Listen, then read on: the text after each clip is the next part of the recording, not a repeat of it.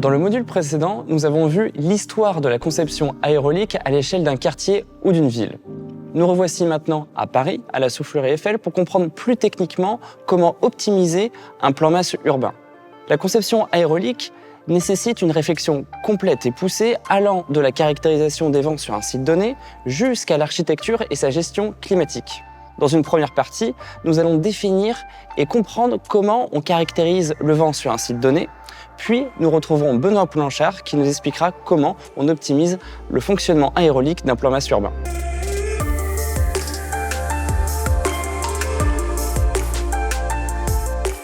Avant tout travail de conception, il est important de caractériser le vent sur un site donné. Pour cela, on va placer une station météorologique et enregistrer les vitesses d'air et l'orientation des vents dominants. Pour cela, on va placer un capteur à 10 mètres de hauteur et enregistrer les données sur une durée minimale de 3 mois en période estivale. Parfois, le potentiel aérolique peut être insuffisant sur un site donné, on ne pourra alors pas fonctionner en ventilation naturelle. Lorsque le potentiel aérolique est suffisant, c'est-à-dire que les vitesses d'air sont supérieures à 2,5 mètres par seconde au moins 50% du temps, on pourra envisager une conception aérolique en ventilation naturelle.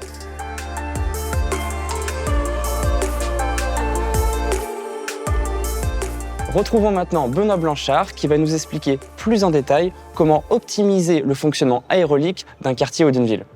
Bonjour Benoît. Bonjour Simon.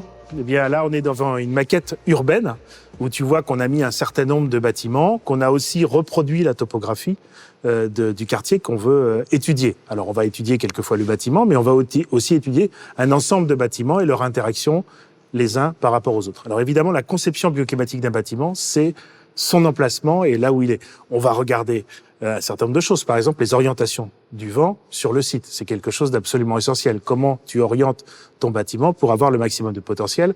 On revient sur ce qu'on s'est dit, sur les pressions, les façades en pression, dépression. Donc l'implantation du bâtiment et son orientation par rapport au vent est quelque chose d'important.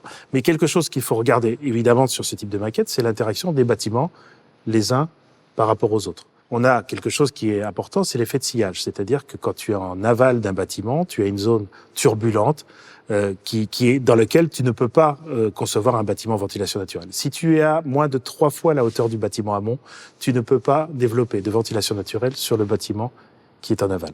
D'accord ? Okay. Ça veut dire aussi que il faut que tu regardes l'emplacement des bâtiments les uns par rapport aux autres. Si on revient au sillage, il faut que tu sois au moins à 10 fois la hauteur du bâtiment amont pour pouvoir se dire je vais développer sur ce bâtiment quelque chose qui fonctionne en ventilation naturelle. Alors après, on va regarder les bâtiments les uns par rapport aux autres. On va essayer de les positionner en quinconce par rapport au vent sur le site, de telle façon qu'on ait une irrigation des bâtiments et une interaction le plus faible possible entre chacun des bâtiments. Après, il y a d'autres astuces qu'on va mettre en place pour avoir cette irrigation la plus performante sur le site. Par exemple, on développe quelque chose qui est intéressant, ça va être la mise sur pilotis de bâtiment, qui permet d'avoir une irrigation du bâtiment qui est derrière, qui permet aussi d'avoir des irrigations des zones au niveau du sol.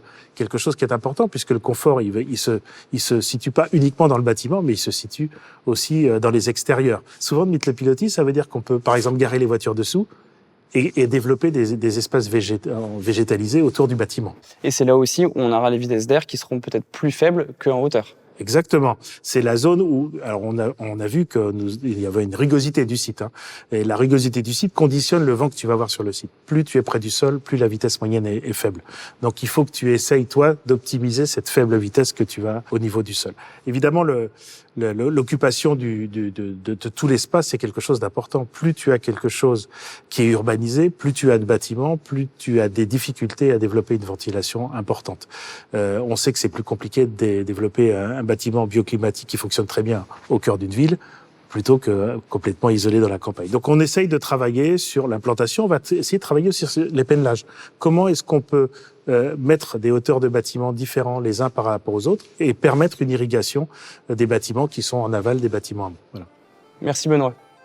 La conception aérolique d'un quartier ou d'une ville est complexe. Il est important de définir, par la mise en place d'une station météorologique, l'intensité et l'orientation des vents dominants en journée d'été. Une fois ces données consolidées, on aura le potentiel suffisant pour pouvoir concevoir un plan masse urbain en ventilation naturelle. Dans le prochain module, nous irons à La Possession à La Réunion pour voir l'écoquartier Cœur de Ville La Possession qui a eu une réflexion très poussée sur la conception aérolique urbaine et architecturale.